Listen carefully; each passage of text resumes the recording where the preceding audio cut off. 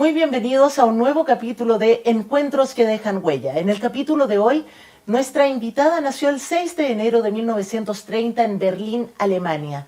Es una sobreviviente del Holocausto nazi. Podrá contarnos muchas cosas que vivenció desde pequeña y además que su padre fue detenido por las fuerzas de la SS en Alemania. Estuvo detenido durante 4 semanas en un campo de concentración del que logró arrancar, aunque volvió en muy malas condiciones. Sin embargo, el arranque de ese campo de concentración fue el incentivo para planear la huida de Alemania en busca de la libertad, y nuestra invitada nos va a ir contando cada detalle. Quiero que le demos la bienvenida y agradecerle mucho por haber accedido a esta entrevista a la señora Ana María Barenberg Jacobi. Un placer poder conversar con usted. Gracias. Estuve leyendo sus libros, entre ellos El ave fénix, y en él usted cuenta respecto a la noche de los cristales rotos, el 9 de noviembre de 1938.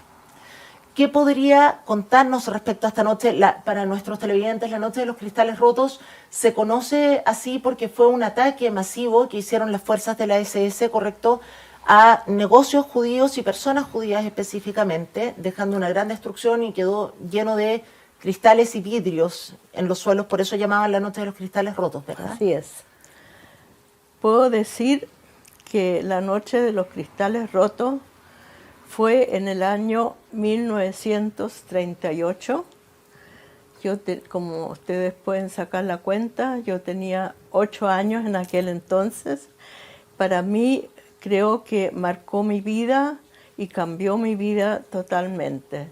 Yo vivía en Alemania como hija única de Hans y Frida y teníamos todas las comodidades y bienestar de una familia normal. Y esa noche tocaron el timbre, la casa de nosotros. Yo fui a abrir sola y encontré bototos negros, más bototos negros detrás de ellos. Saludo con la mano en alto diciendo Heil Hitler, ¿dónde está tu padre? Como se podrán imaginar, yo estaba súper asustada con la manera en que me hablaron, y ver los bototos negros me marcó para siempre. Mi papá se acercó a la puerta y preguntó qué está pasando aquí. Le dijeron, alístese porque lo vamos a llevar detenido.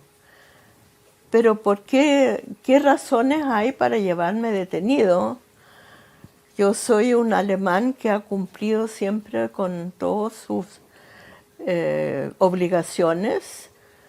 Llevo una vida intachable, tengo una familia bien formada, tengo un negocio donde pago mis impuestos. Yo voy a llamar al capitán con el que me hice amigo durante la guerra del 14. Su padre fue soldado en la guerra de 1914, ¿verdad? Mi papá fue soldado en la guerra de 1914 por el lado alemán, porque él se consideraba, y éramos todos alemanes, nacidos en Berlín ya por varias generaciones, así que él partió a la guerra en esos años junto con su hermano, quien perdió su vida en esa guerra. Los soldados de la SS dijeron, nosotros estamos cumpliendo órdenes. No nos importa lo que usted diga, o usted no tiene derecho a poner en, ¿cómo se dice? A titubear.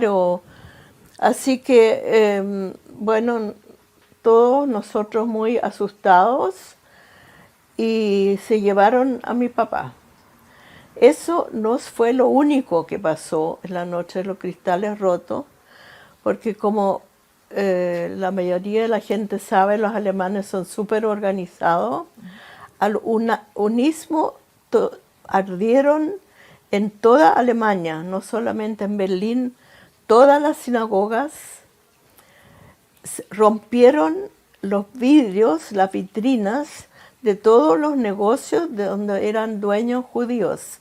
Por eso se llamó después Noche de Cristales Rotos, porque habían cristales en todas las veredas y muchas de mis amigas todavía no pueden olvidar cuando escuchan un vidrio roto, ese chirrido que da cuando uno camina encima, es algo que uno no se olvida de todo lo que pasó en esa terrible noche.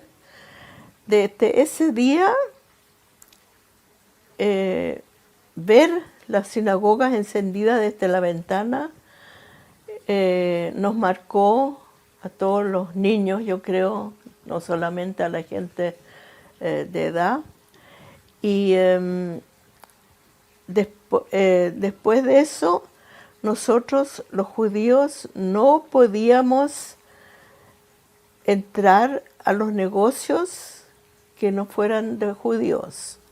No podíamos visitar el teatro, no podíamos ir a un baño público, no podíamos ir a un restaurante y tampoco podíamos andar sobre la vereda. Y esto era solamente por el solo hecho de ser judíos. De eso se trataba. De eso se trataba. Es una cosa tan increíble y hoy día la gente no se puede imaginar, y sobre todo las nuevas generaciones, porque ya viene a ser la cuarta, mis bisnietos. Claro. ¿No es cierto? Ahí pronto vamos a hablar de su familia. Eso porque el niño no tiene una idea, o el joven o el adolescente chileno, o de otro país también, otros países, lo que significa libertad. Imagínense una niña de 8 años que pierde su libertad. Y el perder su libertad, señora Ana María, significaba, por ejemplo, no poder salir a un parque y subir a un columpio, a jugar y compartir con otros niños. Las cosas del diario vivir. Las compañeras del colegio ya no te saludaban. El que el día anterior visitaban tu casa y era tu amiguita, ya no le tenían prohibido visitar o saludar a un judío. El conserje de tu edificio estaba obligado de avisar en la policía que en el edificio habían judíos. No podías ir a la piscina pública, tampoco. No podías pertenecer a un club de tenis, de remo. Todo fue el momento que marcó la persecución de los judíos. Entiendo. Señora Ana María, usted en el libro, con base en esto de las prohibiciones, hablaba de una vivencia que tuvo con su abuelo, de ir caminando en la calle y que eso gatilló un recuerdo después estando con su madre acá en Chile, que iban caminando con su abuelo por la calle. ¿Me podría relatar? Sí, me acuerdo. Son cosas inolvidables para mí y es tan increíble que uno se acuerda hasta de los más mínimos detalles. Todavía me acuerdo el color de mi abrigo que andaba trayendo en esa ocasión. Iba por la vereda con mi abuelo, y los judíos no debíamos andar en la vereda, y pasó un grupo de soldados que tendríamos que haber bajado de la vereda y saludar con la mano en alto, diciendo Heil Hitler. Mi abuelo no lo hizo, y vino un soldado, él le pegó así y lo botó a la calle. Mi abuelo en ese tiempo tenía 68 años. Cuando llegamos a Chile, por supuesto teníamos que sacar nuestros papeles nuevos, carnet, de identidad y todas esas cosas. Y mi mamá me llevó a la, ¿cómo se llama? La extranjería, el departamento de extranjería, Ok. que queda detrás de la moneda de la casa del presidente. Y caminamos por la vereda y mi mamá me empieza a explicar que esta es la casa del gobierno, que ahí está el presidente. Y yo me asusté tanto que pesqué a mi mamá del brazo, le dije, mamá, mamá, bájate de la vereda, los judíos no podemos andar en la casa del gobierno sobre la vereda. Tú estás en un país libre. ¿Y qué es lo que quiero hacer con estas charlas o entrevistas que hago? De demostrarle al pueblo chileno o al niño chileno la libertad que tenemos en Chile de poder vivir en libertad. Son las pequeñas cosas del diario vivir lo que no tuvimos en mi niñez, lo que no tuve. Ahora puedo andar en la vereda, puedo entrar a la tienda que quiero, puedo vivir en el barrio que quiero, puedo elegir mi pareja como quiera, y eso es libertad. No nos damos cuenta, nosotros lo tenemos todos los días y no tomamos consideración de aquello. Eso es muy importante hacerlo, difundirlo a las nuevas generaciones. Entiendo. Señora Ana María, vamos a tratar de contextualizar un poco, vamos a retroceder un poquitito. ¿Ya? Porque estábamos la noche de los cristales rotos, sucedió todo esto, su padre logró arrancar de los campos de concentración, ¿cierto? Y planificaron la huida desde esta esclavitud, desde este régimen horrible en el que estaban ustedes en Alemania, en búsqueda de la libertad, ¿sí? Originalmente ustedes salieron de Alemania con destino a Haití, porque era de los pocos países que permitían el acceso de extranjeros sin visa, ¿verdad? Sí, verdad. Pero, y venían en la Conte Grande, si no me equivoco, se llamaba el barco. Un barco italiano. Perfecto. Pasaron por Génova, ¿cierto? Sí, tuvieron varios destinos. Y cuando llegaron a Panamá, algo sucedió ahí, que fue lo que cambió el destino y que eso hace que la tengamos acá en Chile hoy día. Sí. Cuéntanos un poquito, por favor. Cuando cuando llegamos a Panamá, en ese tiempo, una abuela mía que vivía en Holanda, que estaba libre todavía de los alemanes, no estaba, empezó a moverse, se acordó que mi mamá tenía una compañera de colegio que estaba viviendo en Chile, entonces se contactó con ella sin que nosotros supiéramos eso, porque la comunicación no era como ahora,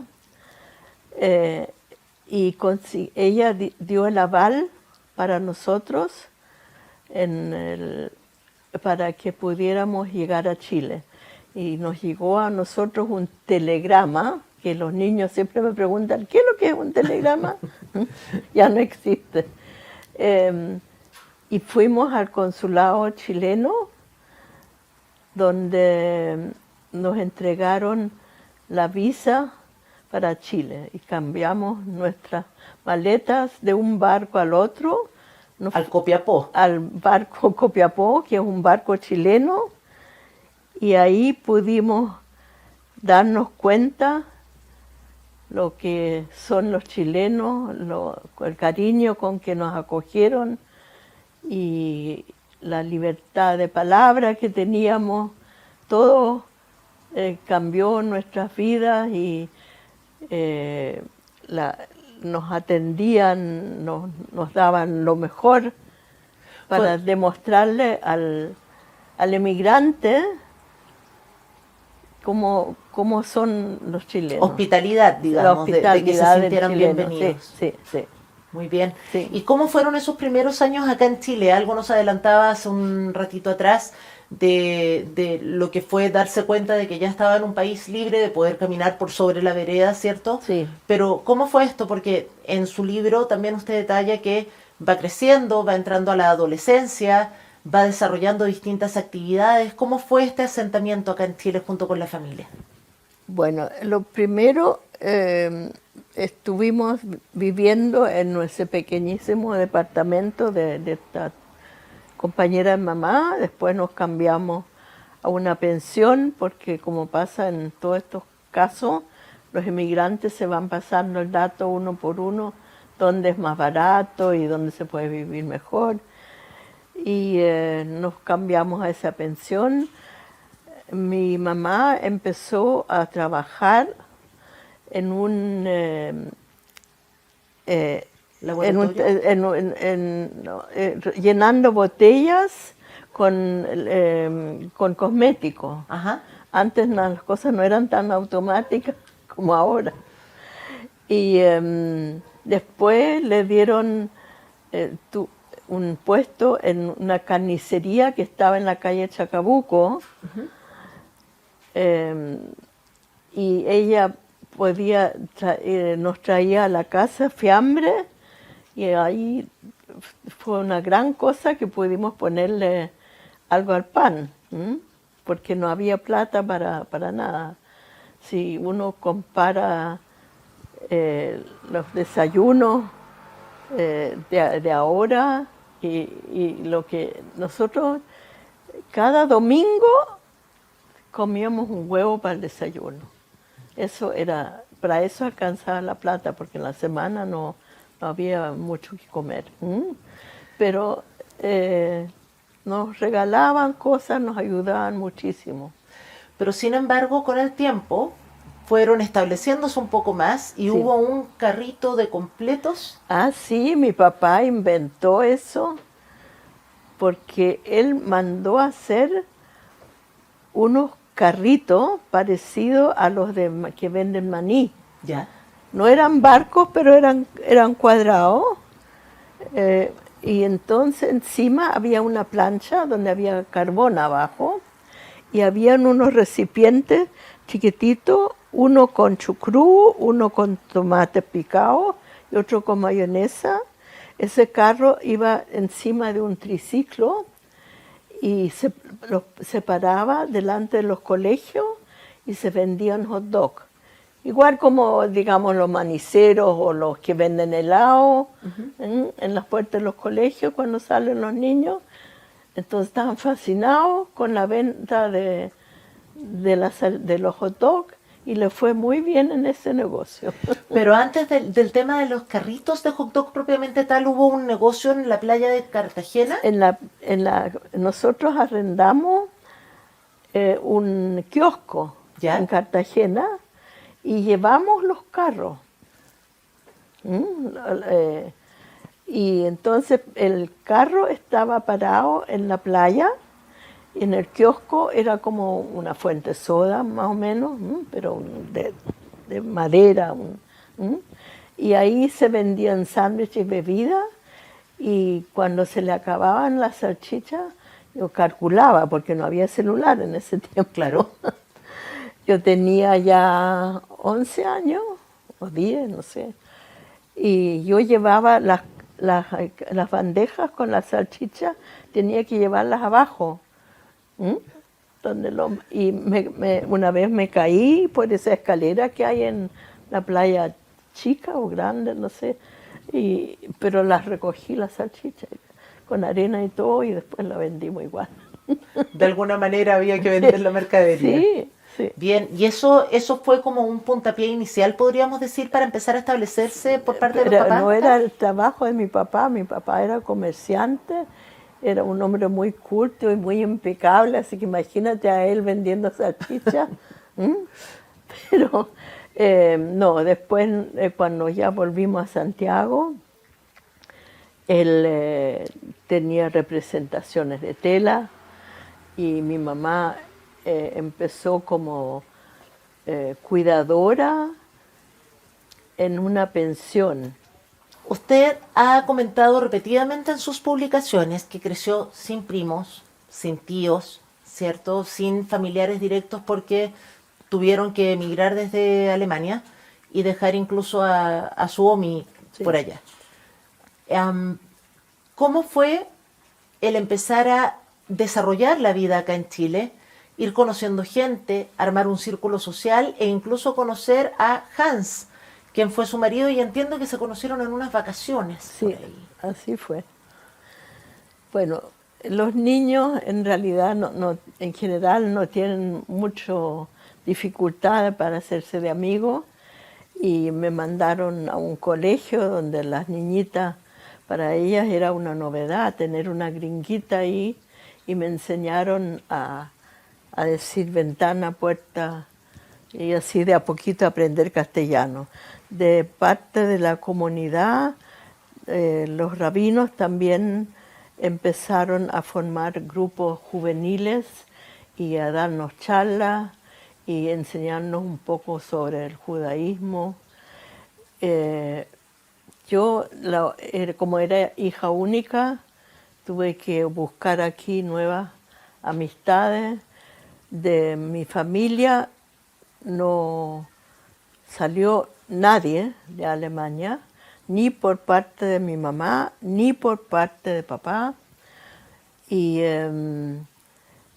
mi abuela, que en ese tiempo mi papá no quiso venirse con ella, porque dijo, no tenemos plata, no sabemos el idioma, no sabemos a qué costumbres vamos a llegar hasta que yo no tenga mi casa o un departamento donde tenerla. A una señora de edad, a una anciana, no la van a molestar. Pero no fue así. Se llevaron todos mis parientes a campos de exterminio, donde eso significa que ya no eran campos de concentración, sino que de exterminio, donde llevaban la gente casi directo a las cámaras de gas. No sé si pueda leerte la carta de mi abuelita. Por favor. Esta carta es de mi abuela, pero estoy segura que hubieron muchas abuelas que escribieron cartas parecidas a sus nietas, porque fueron 6 millones de judíos que murieron en ese tiempo. Esta es la carta de la Oma Bali en agosto de 1942, cuando yo estaba ya con mis padres 3 años en Chile, a salvo del infierno. La carta la escribió porque sabía que la iban a llevar a un campo, pero no tenía idea ella de que era un campo de exterminio. Entiendo. Mi querida y dulce niña, con gusto cumplo con tu deseo de escribir unos versos para ti, porque no sé si alguna vez en la vida podré volver a escribirte o verte, a pesar que no hay nada que anhele más que eso. Solo un corto momento pediría para tenerte cerca. He envejecido mucho, he pasado por tanto que físicamente no me reconocerías. Estoy desfigurada, enflaquecí enormemente. ¿Cómo me veré si alguna vez vuelva de donde me lleva el destino? Algunos dicen que nos llevarán por unos días, pero nos erradican de nuestra patria. ¿Sabe? Pasar por donde quizás para donde nos lleven. Dicen que a un asilo donde uno va a estar con 10 o 20 desconocidos en una pieza, durmiendo todos juntos y otras cosas desagradables y desconocidas. Pero yo rezo a Dios para que Él me deje sobrevivir todas estas tragedias. Junta tú también tus manitas y pide por tu Omi. Piense que amargura si no los puedo ver nunca más. Escribir no me dejarán hasta que termine esta espantosa guerra. En el reencuentro en el que apenas puedo creer, tendré mucho que contar. Ay, ojalá fuera luego. Hasta entonces, sigue siendo mi nietecita amorosa y tierna, y no olvides a tu vieja Omi, la cual te adora infinitamente.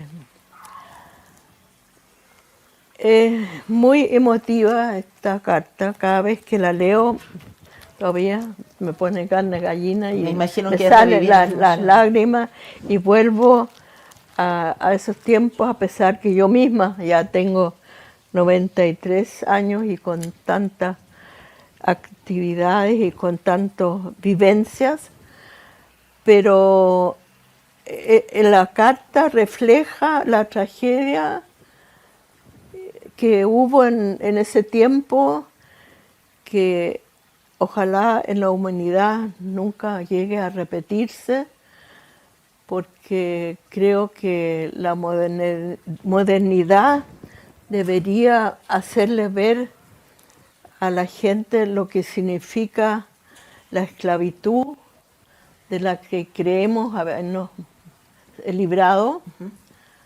Todavía existe la esclavitud de pensamiento. Sí, claro. Hay pueblos que todavía tienen prohibiciones, por ejemplo, ¿dónde fue que le quitaron el velo a las mujeres? Sí. Así una y otra vez se repiten, desgraciadamente, las historias. El ser humano debería ser más humano para que mis nietos tengan una vida más libre. Y sus bisnietos también, sí. Y los tataranietos y los que vengan. Así, el futuro. Así es. El futuro Señora, nos traiga algo mejor.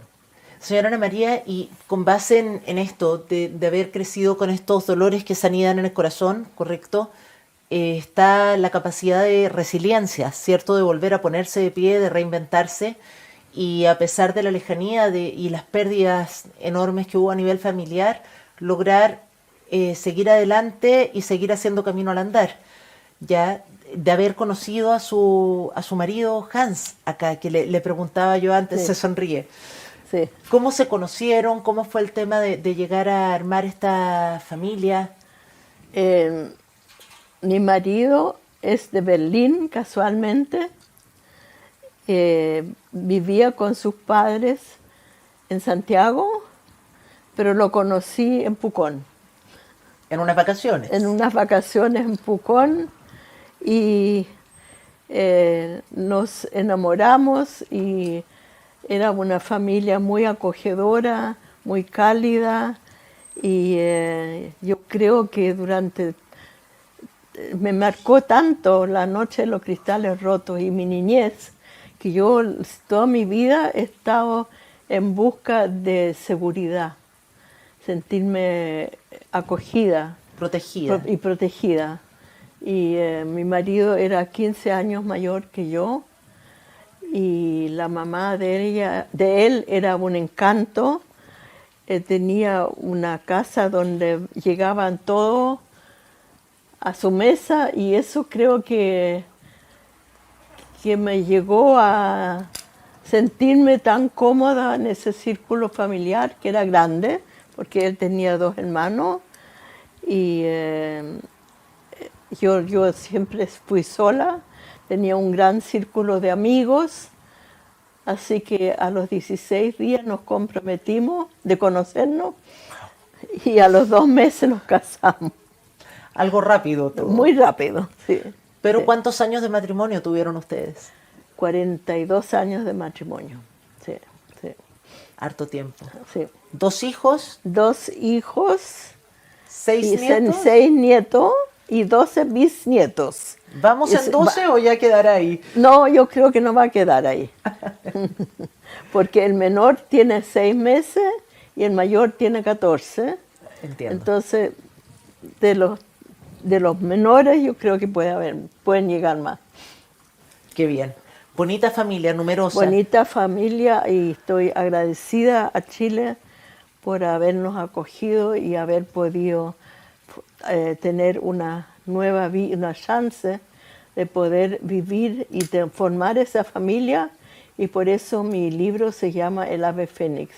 Aquí Siempre volvemos yo trato de empezar de nuevo después de todos los acontecimientos, porque la vida te puede dar mucho si estás con los ojos y el corazón abiertos. Y con base en eso, señora Ana María, estuve investigando muchísimo de conversatorios o distintas entrevistas que usted Sí. ha dado, y siempre le hacen la pregunta final de cuál sería el mensaje que usted quisiera enviar o dejar a la gente, y siempre es que no al rencor, no al odio y sí al amor. Eso. ¿Por qué tan importante aquello, señora Ana María? Porque con el amor podemos construir. Con el amor se nos abren las puertas. Con el amor podemos ayudar al otro y encontrar el amor recíproco del otro. El rencor no nos trae más que malas vibras, y no podemos construir un mundo con rencor. No podemos, según mi opinión, cargar la mochila a nuestros nietos y a nuestros bisnietos o al futuro. El pueblo alemán de ahora, del siglo XXI, vive con mucho... que se sienten con mucha culpa. Se sienten culpables de lo que hicieron sus padres. Y yo creo que no hay que olvidar, desde luego. Hay que repetir siempre estas historias. Por eso me gusta hacer estas entrevistas, para que la gente aprenda. Pero los jóvenes tienen que aprender del bien y no del mal. Yo estuve en el colegio alemán, lo que fue una tremenda satisfacción para mí, porque a mí, yo soy alemana y chilena, pero a mí como niña judía, a los 8 años me echaron de Alemania, perdí toda mi familia, y pude encontrar aquí en realidad todo el acogimiento y el amor que es capaz de dar este país y la gente de este país. Pero el niño alemán, cuando fui al colegio alemán, me recibieron 250 niños, más sus rectores, más su director, con ramos de flores y agradecimientos. Y eso para mí fue que pude construir un puente de amistad, de amor entre los dos países, o entre el mundo de afuera y Alemania. Cuando dice construir puentes de amistad, ¿se refiere como a intentar generar un lazo de reconciliación? Sí. De entregarles alguna instancia de reconciliación a ellos como descendientes del pueblo alemán. Sí. Y también me invitó después el embajador alemán de la embajada alemana, y le pedí una foto. Entonces me dijo, sí, pero nos vamos a sacar una foto con las manos entrelazadas simbólicamente. Qué lindo. Y eso fue para mí realmente una gran satisfacción.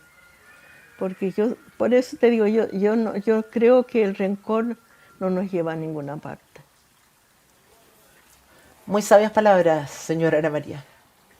En este recorrer del tiempo, recorrer de los años, usted empezó a trabajar con los testimonios, ¿cierto? Aproximadamente hace unos 5 años. Sí. ¿Sí? Motivada por el Museo Interactivo Judío, ¿correcto? Sí. de dar testimonio viviente Sí. de lo que fue su... Sí, porque encuentro necesario que se siga recordando. Perfecto. Recordar, nunca olvidar, dicta Eso, sí. el judaísmo, Sí. al recordar el día del Sí, Holocausto. sí. Señora Ana María, y en este peregrinaje, ¿sí? de ir dando los testimonios que se han masificado por los medios sociales, apareció alguien muy importante en su Sí. vida con quien usted perdió contacto hace 82 años, ¿verdad? Sí, sí.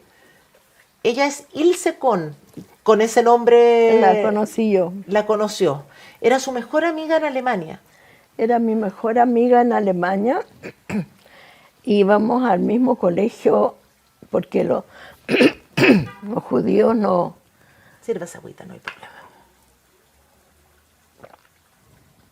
no podíamos ir a cualquier colegio, así que juntaron a todos los niños judíos en un colegio judío con profesores judíos. Y nosotras dos nos hicimos muy amigas, estábamos en el mismo banco sentadas y nos visitábamos en las casas porque no había otra opción tampoco, si estaban los parques prohibidos, Claro. los teatros prohibidos, todo prohibido, entonces nos hicimos muy amigas y nos visitábamos en la casa y la separación fue bastante dura. En el patio del colegio nos acompañaron nuestros padres y no queríamos soltarnos porque no queríamos separarnos hasta que nuestros padres dijeron ya basta. Hablamos de la separación en el momento en el que ustedes iban a tomar rumbo hacia Haití. Y ella a Shanghái. Entiendo. Shanghái también era uno de los países que recibía a judíos sin visa. Perfecto. Y entonces ellos se fueron a Shanghái y nosotros nos vinimos a Chile y prometimos cartas, pero como pasa a esa edad y con todas las impresiones nuevas y yo estar en otro país y pasar por tantas vivencias nuevas, distintas, otras costumbres, no lo hicimos.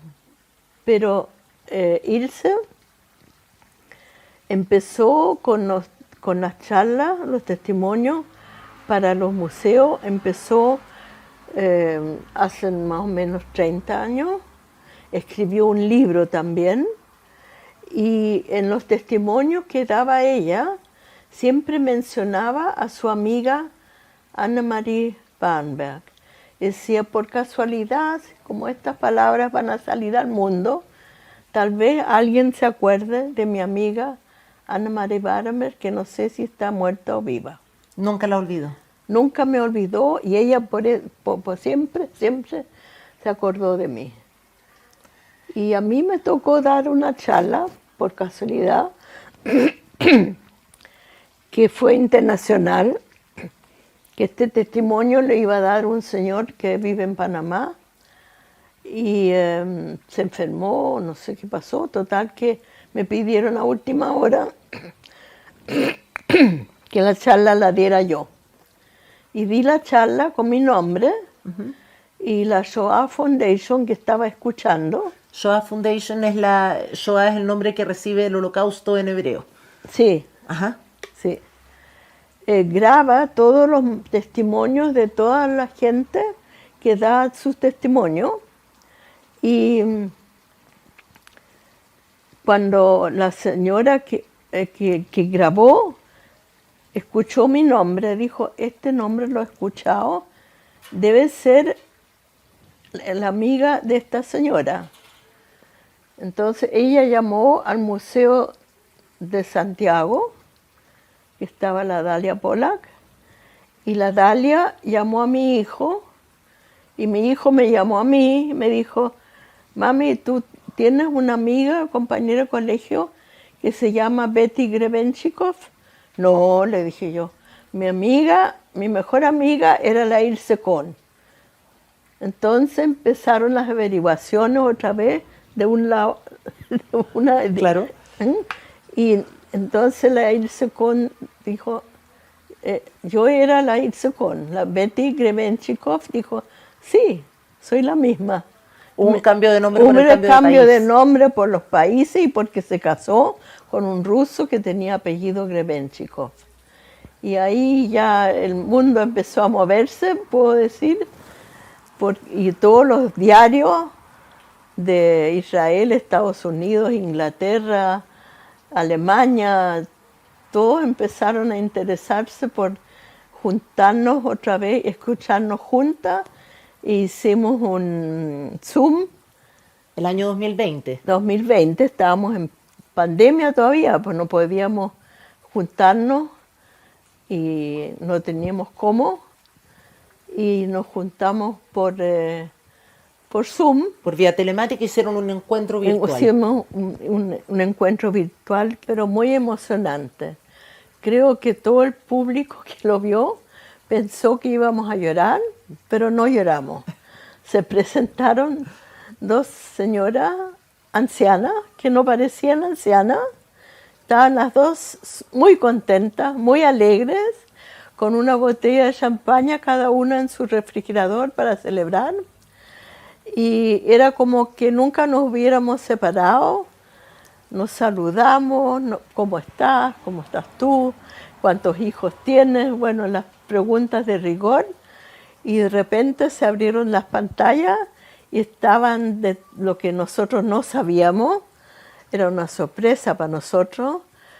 Estaban todos los hijos y nietos de ella y todos los hijos y nietos y bisnietos míos, con un vaso de champaña y todos celebrando, así que fue en realidad un gran acontecimiento y muy emotivo y muy lindo. Y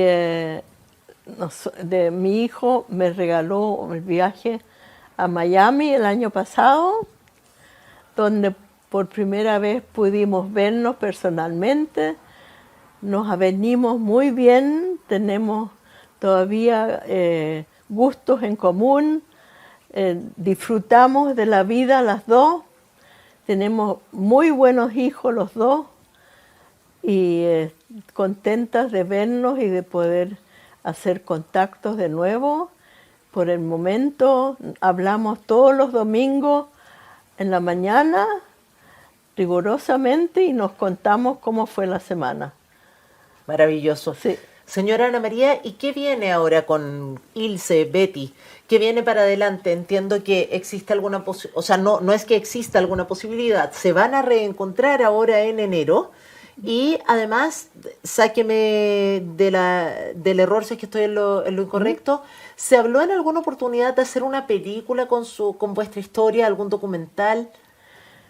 Hay bastante gente, hubo gente interesada y di muchas entrevistas para hacer películas a diferentes personas, pero nunca llegamos a la ejecución de esa película. Entiendo. No sé, yo creo que no nos queda mucho tiempo como para hacerla, pero nosotros gozamos de nuestra amistad, se puede decir, y si Dios quiere, ahora el 27 de enero voy a ir a Miami otra vez y nos vamos a juntar por unos días para estar juntas.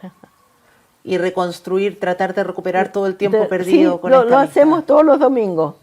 No, nunca nos faltan temas y hablamos como una hora. Siempre. Qué maravilla, Sí. qué maravilla. Señora Ana María, ha sido una conversación maravillosa. Hay una última pregunta que quiero hacerle. Ya.